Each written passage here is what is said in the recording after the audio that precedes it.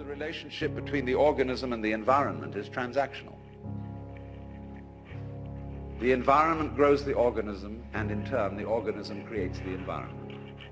The organism turns the sun into light, but it requires there to be an environment containing a sun for there to be an organism at all.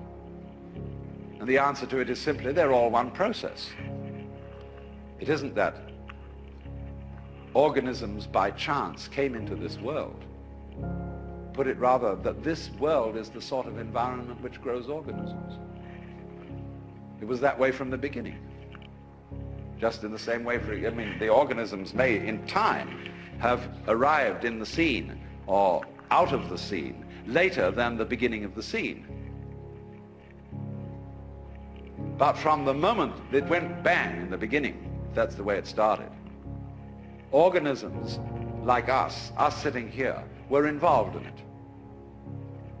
You see, look here, let's take the propagation of an electric current. Although in the development of any physical system, there may be billions of years between the creation of the most primitive form of energy and then the arrival of intelligent life. That billions of years is just the same thing as the trip of the current round the wire. It takes a little time. But it's already implied. It takes time for an acorn to turn into an oak. But the oak is already implied in the acorn. So in any lump of rock floating about in space, there is implicit human intelligence. Sometime, somehow, somewhere. They all go together. So don't differentiate yourself and stand off against this and say, I am a living organism in a world made of a lot of dead junk, rocks and stuff. It all goes together. Those rocks are just as much you as your fingernails. You need rocks. What are you going to stand on? Our common sense has been rigged, you see, so that we feel strangers and aliens in this world.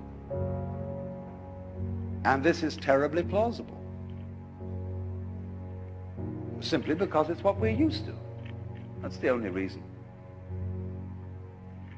But when you really start questioning this, say, is that the way I have to assume life is? I know everybody does, but does that make it true? It doesn't necessarily. It ain't necessarily so.